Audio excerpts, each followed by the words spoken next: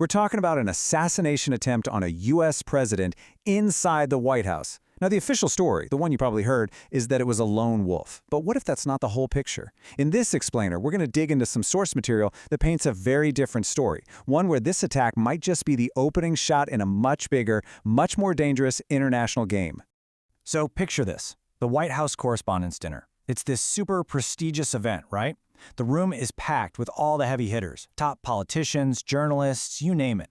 An evening of speeches, a little bit of networking, and then, out of nowhere, that all gets shattered by the sound of gunfire. Can you even imagine that sound?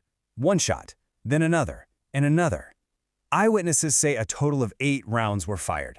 8. In a split second, this formal dinner just explodes into a full-blown security crisis. Total chaos. And right there, in the middle of it all, you have President Donald Trump and his vice president. They're clearly the targets. The Secret Service, they didn't waste a single second. They just swarmed the president, kicking all their emergency protocols into high gear.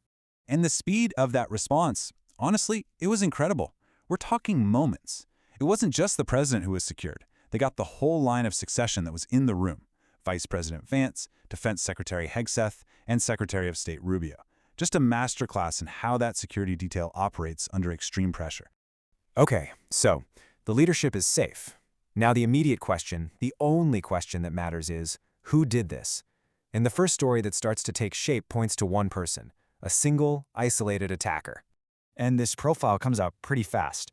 We're told he's an educated guy, a computer programmer from California with a master's degree. They even found his details on his LinkedIn profile. It fits the classic lone wolf narrative almost, a little too perfectly, you know? And that's the story President Trump himself starts pushing right away. He calls it a lone wolf attack.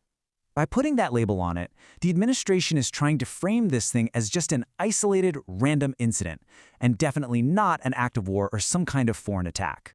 But was it really that simple?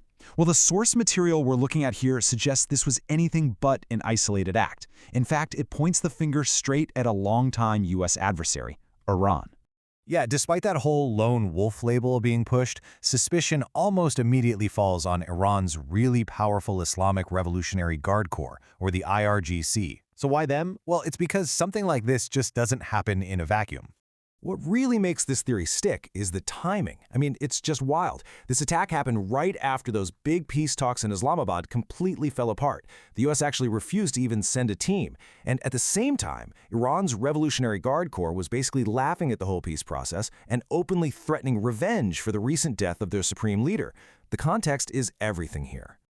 Now you might be wondering, how could Iran even try something like this? Well, to get that, you have to understand their elite covert ops unit, the Quds Force. Now this isn't some giant army. Think of them as a small, super specialized group. Their whole purpose? To operate across the globe, completely in the shadows. And their strategy? It's kind of genius in a really terrifying way. See, they don't do the dirty work themselves. Instead, they tap into this huge global network of proxies.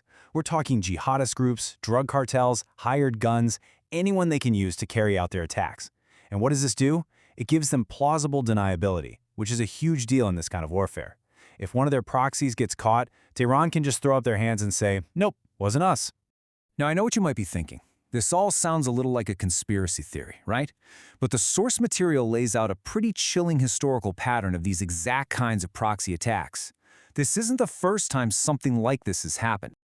Just look back. You start to see this really disturbing pattern emerge. Back in 1981, President Reagan was shot, outside the very same hotel, by a so-called lone gunman. Then, more recently, you have the author Salman Rushdie, who was viciously attacked by a jihadist acting on a fatwa from overseas. The common thread here isn't some grand single conspiracy. It's a playbook that gets used over and over again, using individuals to hit high-profile targets right here on American soil. And the Salman Rushdie case? It's like the textbook example of this. The fatwa, which is basically a death sentence, came directly from Iran's supreme leader. But the person who actually did the stabbing? A lone jihadist. That is the Quds Force model in a nutshell. The order comes from the top, from the state, but it's carried out by a proxy that can completely deny. So, look, at the end of the day, whether it was a lone wolf or a state-sponsored hit, the result is exactly the same. The entire geopolitical chessboard has just been violently flipped over, and the consequences, well, they could be absolutely catastrophic. Which brings us to the ultimate question, doesn't it? The peace talks are dead, threats have been flying back and forth, and now there's been an attack on the President of the United States. So, what happens now? Where on earth do we go from here? The chaos inside that dining hall might be over. But with global tensions as high as they are right now, the fallout from those 8 bullets, it might just be getting started. So, was this really the act of one man, or were those the first shots of a much bigger, undeclared war?